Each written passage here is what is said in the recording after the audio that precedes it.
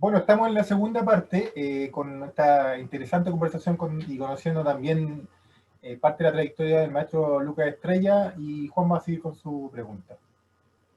Bueno, agradecerle su tiempo, ha estado muy interesante. A mí me gustaría, para ir cerrando un poquito la parte tal vez chikung, hacer una pregunta un poco es una pregunta doble, pero sé que es larga, pero dentro de lo posible lo más, lo más ¿Qué corto dentro de lo pregunta? largo que sea. Eh, Juegue, cuando, juegue.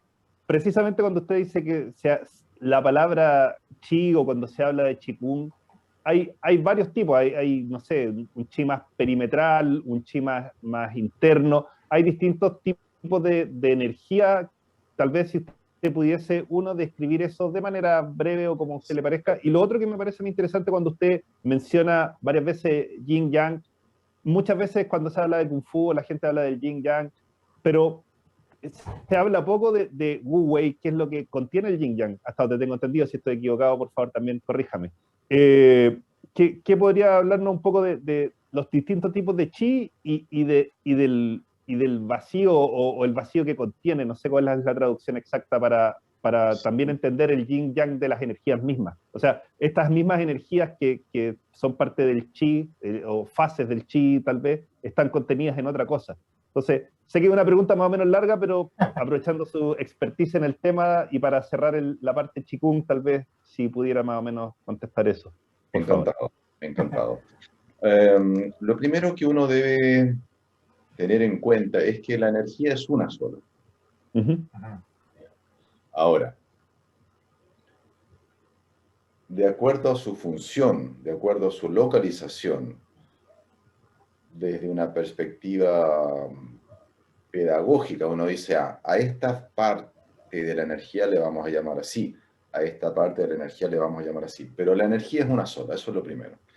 Entonces, por ejemplo, depende del punto de vista que uno quiera tomar. ¿A qué me refiero? Hay una energía que se llama prenatal, que es la energía que uno trae cuando ha sido concebido y cuando llega a este mundo. ¿Bien? Es algo así como un capital energético que uno trae, y hay unas discusiones bizantinas en la medicina china si se puede modificar o no, pero en general el concepto es que la energía prenatal solamente se desgasta y es muy difícil recuperarla. Si es que se puede recuperar, es muy difícil. Cuando yo le explico a mis alumnos esto en clases, les digo de la siguiente manera. Imagínate que te regalan un notebook. Ya, buen regalo. Pero ese notebook no tiene enchufe. Tú lo tomas y dices, ah, pero esto ¿cómo se enchufa? No, es que tiene una batería que viene incluida. Ya, pero ¿cómo cargo la batería? No, no tiene. La batería te va a durar lo que la uses. ¿Y cómo la uses? Ah, caramba, entonces tengo que cuidarlo. Porque si quiero que me dure, lo tengo que cuidar. Es lo mismo que uno tiene que hacer con su energía vital. Si quiero que mi batería propia, congénita, me dure, la tengo que cuidar. Bien, la pregunta obvia es, ¿cómo la cuidamos? Bueno, generando un tipo de energía postnatal que no requiera que mi cuerpo use la prenatal como principal fuente de energía. Entonces, ¿cómo se genera la energía postnatal? Respirando bien, comiendo bien, descansando bien. Y si nos metemos un poquito más en el tema de la medicina china, lo que podríamos llamar una moderación en la actividad sexual, sobre todo para nosotros los varones, a los cuales el sexo nos depleta de energía, ese sería un cuarto punto a tener en cuenta, ¿no? Entonces, el modo de vida chino, sobre todo antaño, porque hoy día los chinos están bien occidentalizados también, está muy enfocado a resguardar esa energía prenatal a través de modos de vida que permitieran que esa energía durara mucho tiempo. Bien, entonces hay una primera disquisición entre la energía que traemos al nacer y la energía que generamos con nuestra calidad de vida, ¿no? Y nosotros los artistas marciales somos muy porfiados, descansamos poco, cuando nos lesionamos seguimos entrenando, pues decimos, no, si ya va a pasar. No va a pasar, se va a agravar, se va a doler más y después va a tener un problema mayor. Entonces, cuando uno se lesiona, hay que parar, desgraciadamente así, hay que descansar un poquito, no hay mejor medicina que el descanso. Bueno, luego, hablando corporalmente, hay un tipo de energía que se llama Wei Chi, ¿no? El Wei Qi es un tipo de energía que es más bien como una nubecita que recubre todo nuestro cuerpo y que nos protege frente a los factores patógenos externos, viento, frío, humedad, calor, sequedad, etc. ¿Bien? Y esa energía está a cargo o está generada por la actividad fisiológica del pulmón. Es decir, si el pulmón está bien, tu energía protectora está bien. Si tu pulmón está débil, porque estás triste, porque estás deprimido, por ejemplo, la energía protectora también merma y uno estamos más expuesto a infecciones, etcétera, etcétera. ¿El miedo también debilita el pulmón? El miedo debilita fundamentalmente el riñón. Okay. Eso es una muy linda pregunta, gracias. Los chinos establecieron unas relaciones bien claras entre estados mentales luminosos y oscuros y su efecto con los órganos internos. Entonces, para la pregunta que hacía Juan,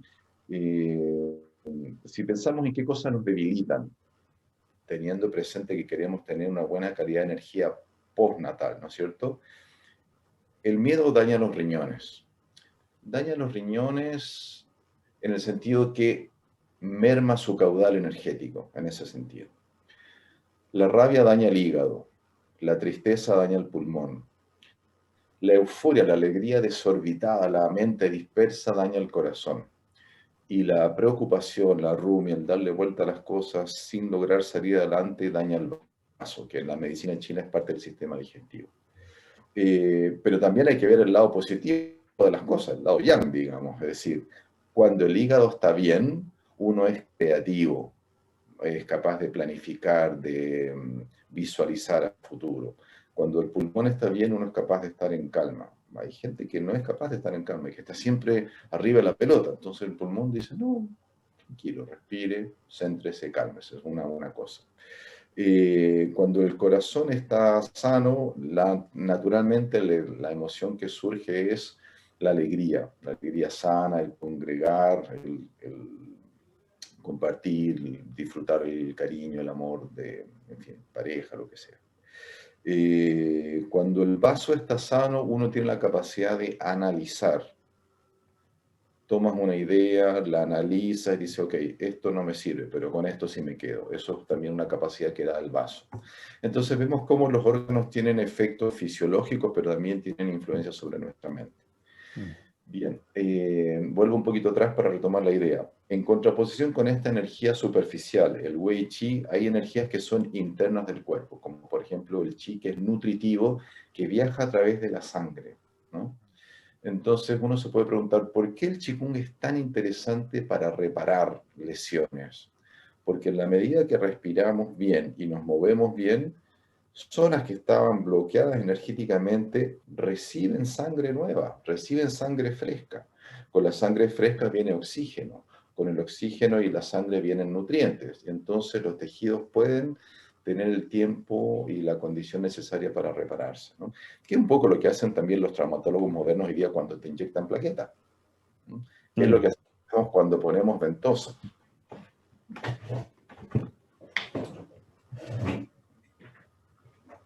Estos aparatitos que usamos en la medicina china, ¿no? Que son las famosas ventosas, lo que hacen es, uno mete un hisopo, la pegas en la piel y ves que crea una succión, ¿no?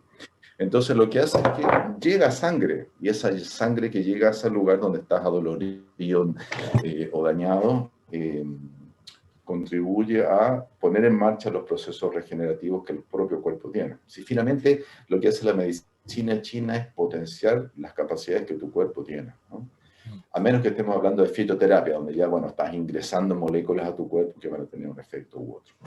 Entonces, tipos de energía, prenatal, postnatal, energía externa, energía interna. Te mencioné los dos polos, la superficial y la más profunda, que es la nutritiva. Bueno, y luego depende de la zona del cuerpo que estemos hablando. Se habla de los tantien, que son centros donde se acumula esa energía, que puede ser superior, medio en el esternón o inferior abajo, debajo del ombligo. Entonces, si bien es cierto hay una sola, de acuerdo a su origen y su localización y su función, las mencionamos de distinta manera. No sé si respondí tu pregunta, Juan. Sí, muchas gracias. Sí. Bien, y lo segundo que me habías preguntado. No, era también un poco para comprender sumado a la energía cuando se habla yin-yang, pero todo eso está contenido en una sola cosa. Sí. Hasta donde yo entiendo el Wu Wei puede que esté equivocado. Entonces, muchas veces se habla como energía yin, energía yang, pero esa energía, antes de ser yin o yang, es una misma, tal vez tiene que ver con lo que usted ya me dijo, la energía es una misma. A ver, sí, pero está súper bien que me preguntes, por eso te lo agradezco, porque son conceptos que se trabajan, a ver, ¿cómo decirlo? Que se usan sin conocerse, a eso me refiero. Por ejemplo, yo te podría decir, mira Juan, Yin y Yang son energías cósmicas que vienen del origen del universo y que pasan a través de nosotros y que modifican nuestra vida, y yo te puedo decir, ya, ¿y eso a mí de qué me sirve? Muy concretamente, ¿de qué me sirve saber que son energías cósmicas? ¿De qué me sirve? En cambio, si yo te digo, Juan, todo lo que es externo a ti se va a llamar Yang. Ok. Todo lo que es interno en tu cuerpo se llama Yin. Si queremos hacer daño, golpeamos la zona Yin. Si yo te pego en el interior del bíceps, si es que yo lograra hacerlo, te va a doler bastante más que si te pego en el hombro, que es fuerte externo. Entonces, Yin y Yang son conceptos muy concretos. Lo que está por fuera es Yang, lo que está por dentro es Yin. Lo que está arriba es Yang, lo que está abajo es Yin. Entonces, esos conceptos significan cosas muy reales, muy tangibles. Todas las funciones fisiológicas que exteriorizan, ascienden, calientan, temperan, movilizan y gastan son funciones fisiológicas yang. Todas las funciones fisiológicas que calman, interiorizan, enfrían, ralentizan, son funciones yin. Entonces nuestra fisiología depende del balance de una y otra. Es lo que pasa con el sistema nervioso autónomo, que tiene una rama simpática y una rama parasimpática. El sistema nervioso simpático te prepara para dos cosas, o para la lucha o para arrancar cuando ves que el otro te va a dar la dura, ¿no es cierto? En cambio, el sistema parasimpático restaura la energía y te prepara para los momentos de descanso. Ese mismo concepto lo tenemos en la medicina china y le llamamos a uno yin y a otro yang. Ahora, y bueno, por supuesto que nuestra fisiología depende de que eso esté en balance.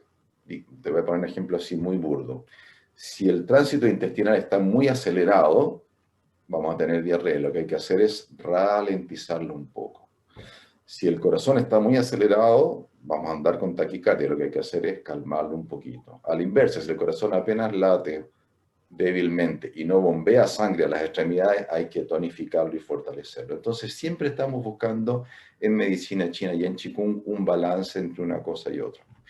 Ahora, el concepto que mencionaste de Wu Wei, que tiene distintas traducciones, pero más allá de la traducción literal, yo creo que es interesante entender la idea de fondo. Y la idea es hacer sin forzar, hacer sin romper. ¿Romper qué? Tu propia estructura, por ejemplo. Es decir, si yo lanzo un golpe y salgo de mi eje y mi centro de gravedad está fuera de mi base, eso no es Wu Wei. Estoy rompiendo mi estructura en pos de un objetivo que me va a costar caro. Por exceso de yang sería. Por exceso de yang sería en ese ejemplo. Exacto. Si el otro esquiva, mi golpe va al aire y estoy perdiendo el equilibrio, ¿no? Entonces, el concepto sería algo así como hacer sin hacer, literalmente, pero esa paradoja no se resuelve, porque uno dice, ¿cómo hacer sin hacer? No, es hacer, pero sin forzar las cosas más allá de su propia naturaleza. Me acordé de Bruce Lee cuando le dijo en la película Operación Dragón al tipo, mi arte es luchar sin luchar. Final... cuando lo ves en el barquito, claro, ¿no? claro. Sí. Yo de chico lo único que quería era andar en uno de esos barquitos de Hong Kong. Todavía no lo he hecho. Oiga, maestro, nos podría, bueno, Juan en la introducción dijo que también usted en este caso había escrito libros, y en este caso el que recuerda usted es El oráculo del guerrero y La estampa del guerrero, me parece, ¿cierto? Sí, Sí, ¿nos puede comentar un poquito de qué se tratan, a qué están enfocados? claro, encantado. El Oráculo del Guerrero es un libro que lo escribí por varias razones, pero una de ellas era, yo sentía, y todavía lo siento, lo escribí hace un tiempo largo ya, que los principios éticos que sustentan nuestras prácticas de artes marciales se han diluido bastante, se han tergiversado bastante y lo escribí como un intento de plasmar esos principios y ponerlos a disposición de la gente, aunque no practique artes marciales. El oráculo del guerrero no habla en ningún momento de ninguna técnica marcial, lo saqué de la mesa, ¿no? Entonces la pregunta que me guiaba cuando lo escribía era, ok, ¿cómo actuaría un guerrero en tal situación? ¿Cómo resolvería un guerrero tal conflicto? ¿Cómo se las batiría un guerrero ante tal problema? ¿No? Eso. Y en realidad el origen de eso también tuvo que ver con lo siguiente. Yo creo que a todos nos pasa, ¿no? Que de repente uno dice, pero esto a mí ya me pasó, ya estuve en una situación parecida. ¿Por qué en la vida vuelve a ocurrir esto otra vez? No solo como el déjà vu, donde uno realmente cree que está viviendo algo, sino como lo general, ¿no? Es situaciones, relaciones con la gente en las cuales uno se ve de repente envuelto y dice, bueno, pero esto ya me pasó, ¿por qué vuelve a la vida esta situación? Ujú. Entonces, los 36 capítulos del Oráculo del Guerrero son mi propia recapitulación de las cosas que en la vida se iban repitiendo, ¿no? Y al mismo tiempo hay una historia contada en esos 36 capítulos. Uno lo podía leer como una mini novela, digamos, ¿no? Aunque es cortito. Entonces, rescatar los principios de las artes marciales que yo considero valiosos era una cosa. Ordenar un poco mi vida y ver de qué manera la práctica de las artes marciales nuevamente tenía un beneficio en la vida cotidiana, ¿no? Porque si las artes marciales solamente me sirven en mi Kwan, en mi Doryang, en mi tatami, bueno, creo que me estoy perdiendo la riqueza más importante de las artes marciales, ¿no? Es decir, creo que nuestra práctica debería permear nuestra relación con todos nuestros compañeros, nuestros Exacto. profesores, la persona que te abre el ascensor, con todo el mundo, ¿no? Y Sí. enseñarnos a relacionarnos de una manera armónica con todo el mundo, respetuosamente, qué sé yo. Y la otra cosa que me motivó a escribir el Oráculo del Guerrero era lo siguiente.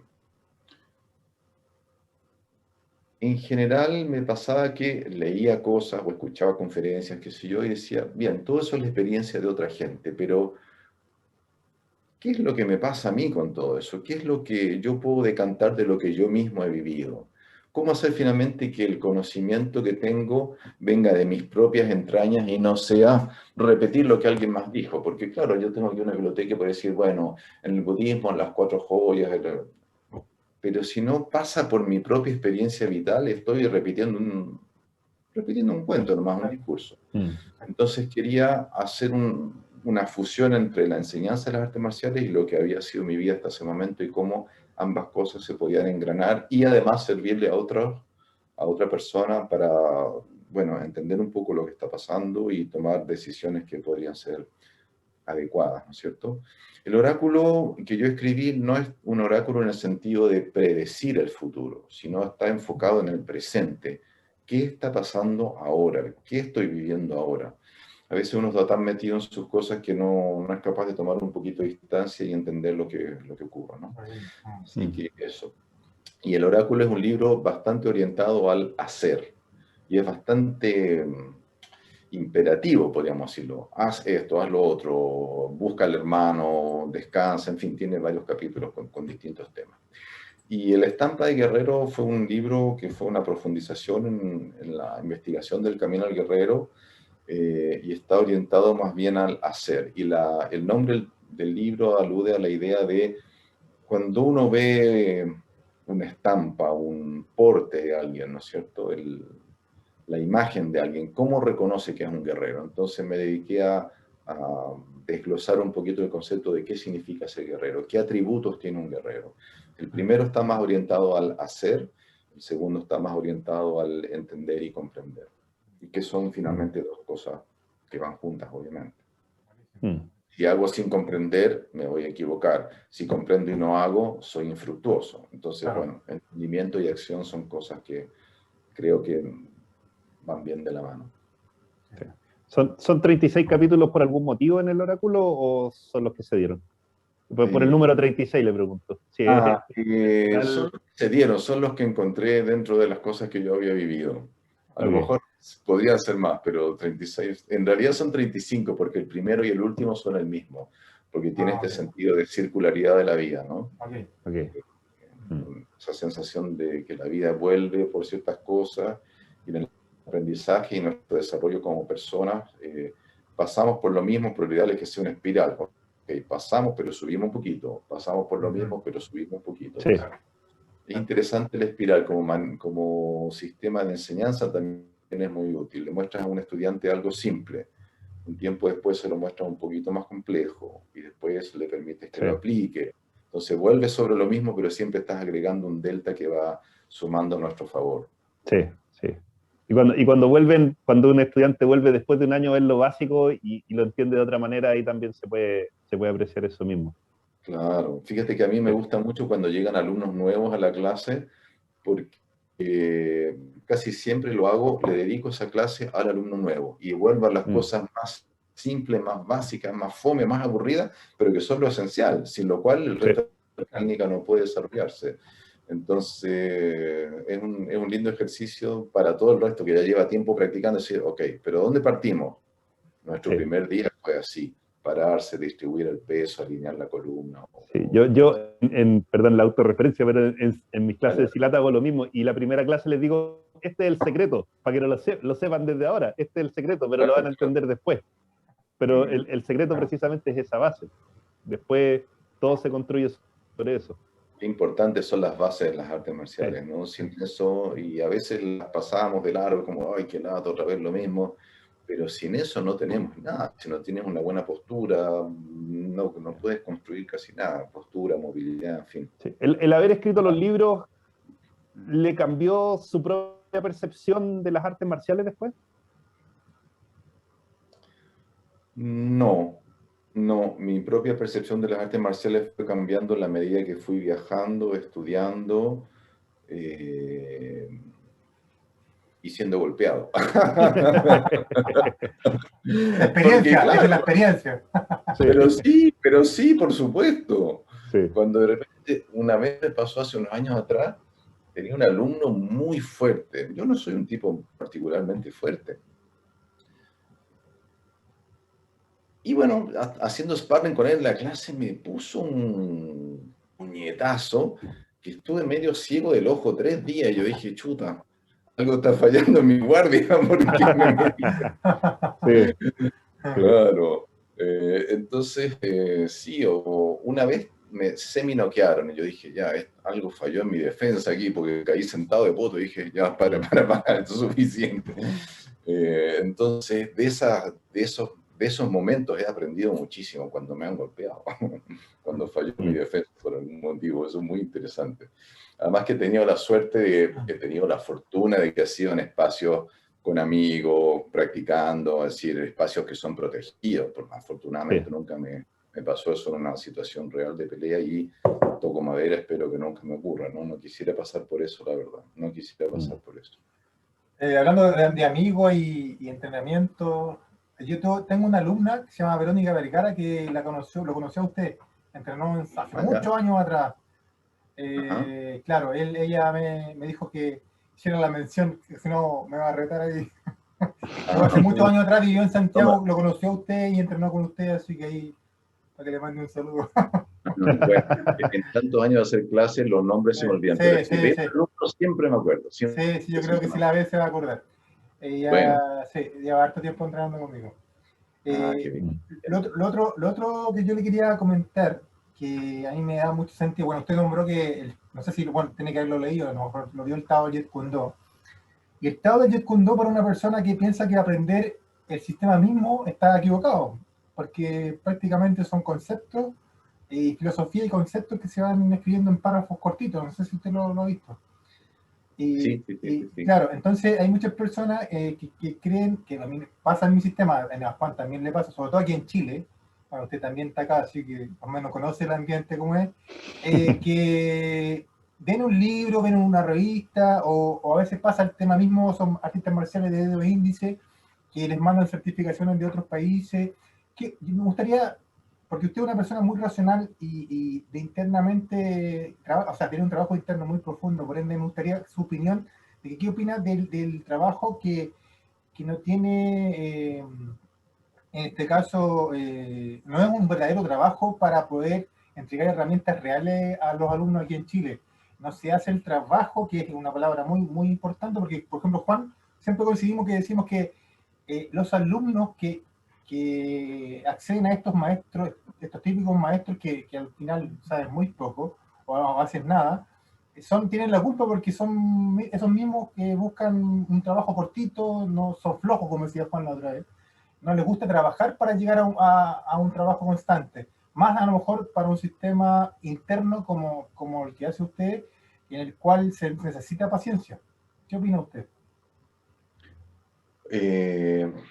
Me perdí un poquito con la pregunta. ¿Cuál sería ¿Qué tu opina duda? usted, sobre sobre las personas que dicen que hacen, pero no hacen en Chile? Ah, pongámonos los guantes. Exacto, y, el, exacto, y el bucal. exacto. Pongámonos, o sea, bucal, por supuesto, y Ignac también. No, yo Sí, maestro, estoy hablando en general. Puede ser en disciplinas internas como las que hace usted, como disciplina externa o de combate. ok. A ver, yo creo que partamos con una muy primaria. ¿Por qué hacemos esto? Porque lo disfrutamos. Es decir, la principal razón por la cual yo hago kung fu, o boxeo o hago qigong es porque me produce profunda alegría. Y no quiero llegar rápido a ningún lugar, quiero tomarme el tiempo que necesite el camino para recorrerlo de principio a fin, sin saltarme las cosas que el camino traiga. ¿Cree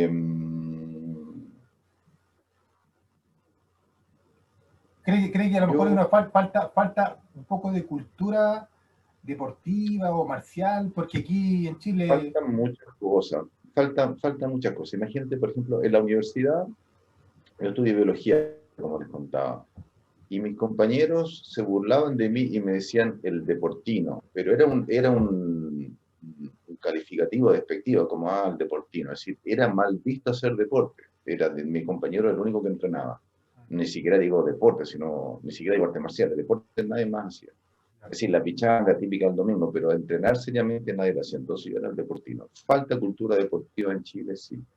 Mira, yo no les exagero si les digo que uno va a un parque en China a las 6 de la mañana y no encuentras lugar para practicar. Está lleno de gente haciendo cosas. No solo Kung Fu ni Tai Chi.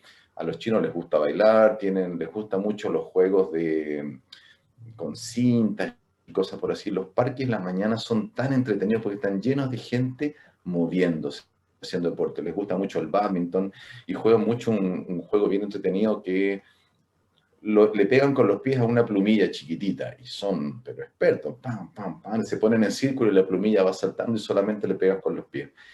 Ellos tienen una cultura del deporte que yo realmente admiro muchísimo. No solo eso, lunes, martes, miércoles, jueves, viernes, sábado, domingo, los parques están llenos de gente entrenando a la mañana.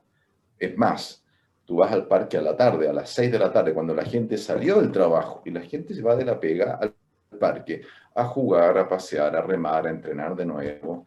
Ellos lo tienen tan incorporado que a mí me parece realmente admirable eso. A nosotros nos falta mucho de cultura deportiva. Hemos mejorado, pero nos falta todavía. Y yo creo que nos falta todavía, en cuanto a cultura marcial, desarrollar un criterio para elegir buenos profesores. Porque dentro de todo es algo, es algo ajeno a nuestra cultura. Entonces la gente, ¿cómo sabe una persona si está en una buena escuela o no? No tiene criterios para evaluar, ¿eh? No es como cuando uno dice, ok, voy a comprar tomate. ¿Cómo tienen que estar los tomates? Más o menos durito, brillosito, que no tengan gusano. Bueno, ese criterio para elegir escuelas de artes marciales en Occidente y en Chile en particular todavía no se ha desarrollado mucho. Y eso da pie a que gente inescrupulosa que no sabe, diga que sabe y enseñe cualquier cosa. Pero por eso yo lo dije en broma, pero es un argumento potente. Bueno, ok, todo está muy lindo, pero pongámonos los guantes y hagamos un poquito sparring. Lo digo desde la mejor onda, ¿no? Como decir, no estoy desafiando a nadie, pero ok, toda esa nube de cosas, veamos cómo se pone en la práctica. A mí lo que me interesa es la práctica de las cosas. La teoría está bien, pero la teoría tiene que sustentar una práctica.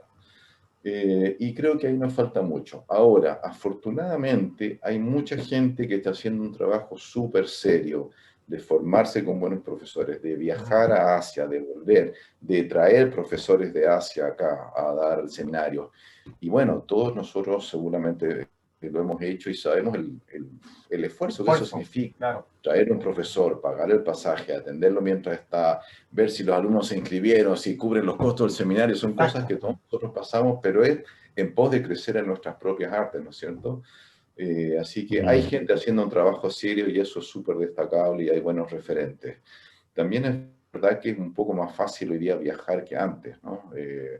Digamos, a China, si uno compra un pasaje con mucha anticipación, lo puedes encontrar por $1,100, que es mucho dinero, pero no son 3.000 o 4.000 como era tiempo atrás. De manera que, bien, mira, yo creo que hay que enfocarse en la gente que hace bien las cosas, y hay mucha gente haciendo bien las cosas, gente seria, que trabaja bien, que enseña bien, que se preocupa por perfeccionarse, que tiene su maestro, que sigue una línea, o que sigue más de una línea y explora, intercambia, que también es absolutamente válido, ¿no es cierto? Yo creo que hay que salirse un poquito de yo hago esto y yo soy esto y esto es lo mejor y esto es lo que sirve. No, es verdad. crucemos un poquito de brazos con alguien que haga algo distinto. Y cómo me relaciono con alguien que patea como el taekwondo, que son pateadores magníficos.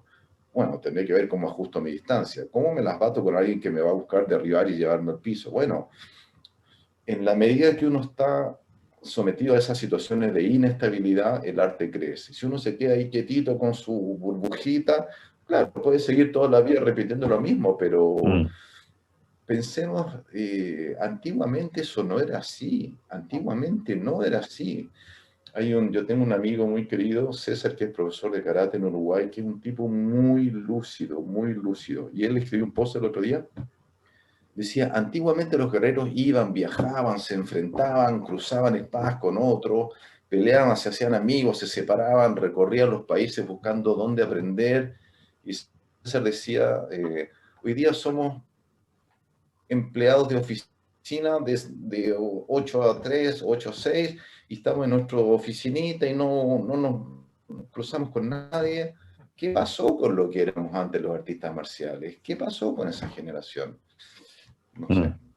Yo creo que nos falta el espíritu aventurero también, ¿no? Yo me quería colgar un poquito de la frase que usted dijo, donde hay personas que trabajan bien, que hay que resaltar el trabajo de esas personas, apoyar a esas personas que hacen un buen trabajo, son buenos formadores. Y quería ocupar un poquito del espacio que estamos dándole a usted para conocerlo, para felicitar y a través de esta plataforma a Juan, porque Juan está con su en este caso, su casa del Silat, que se llama. Casa del Silat, sí, claro, sí, que así que quería felicitar también, aprovechando que estamos aquí conectados, Juanito. Bien, gracias, bien. Alejandro, te vas a... Adelante, gracias. Hace falta, hace falta. Sí. El problema es que nuestros trabajos son de muy largo aliento. Nuestros trabajos son de largo aliento, y un arte marcial que requiere realmente dedicación, es difícil que uno tenga 300 alumnos. Exacto. Porque hay gente dispuesta a profundizar en un camino largo, no hay tanta. Sí, tiene que ver también un poco con la sociedad se ha vuelto muy inmediata en lo que espera todo ya. Entonces, maestro, nos quedan como 5 minutos, pero yo quería terminar de agradecerle, pero con una frase que usted escribió en su Facebook que me pareció súper interesante, que dice así: a los profesores a veces nos cuesta comprender que lo que para nosotros es la vida, para algunos alumnos es solo un pasatiempo. Y eso me pareció genial, pero preciso. Muy bueno, Juan? Muy bueno. Sí, muy bueno, totalmente de acuerdo. Así que a veces es frustrante, a veces duele. Claro. Es que nos pasa a todos. Sí. Amigos queridos, nos pasa a todos. Uno lo que para nosotros es nuestra pasión, cuando uno abre los ojos la mañana y dice, ya, hoy día voy a entrenar, voy a practicar esto, voy a desarrollar esto, o lo que nos mueve en la vida, para otra gente es simplemente un par de horas de clase a la semana. Y uno como profesor debería entender y aceptar y no sentirse frustrado por eso, porque el alumno no somos nosotros, el alumno tiene su vida, hace otras cosas, quién sabe cómo es su situación familiar, qué sé yo, hay miles de razones por las cuales un alumno puede no tomar como modo de vida lo que para nosotros es así, ¿no es cierto? Sí.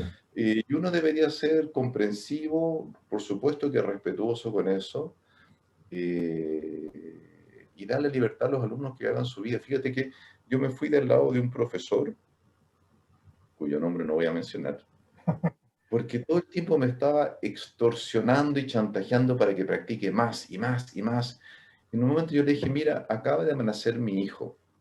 Esto fue hace 22 años.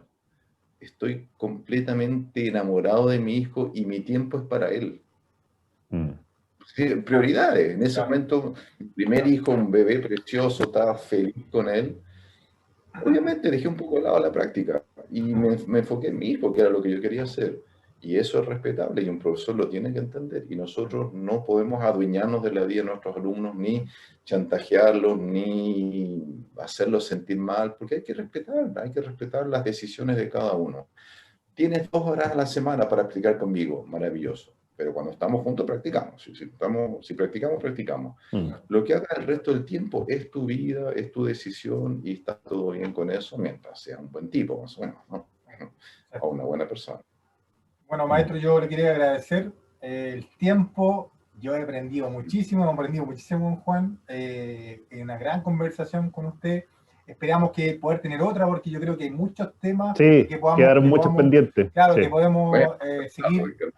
Claro, que podemos seguir hablando con usted. Así que muchas gracias por su tiempo, Juan. Bueno, gracias a ustedes por la invitación. Nuevamente, muchas gracias. Que para la gente que lo pueda buscar en Facebook, por lo menos yo sé que usted tiene el perfil de Centro Hacendado, SHENDAO, y no sé si tiene alguna otra página que usted quiera dar. La mía es Silat Chile, en la Facebook, Instagram y YouTube, pero si usted quiere dar alguna.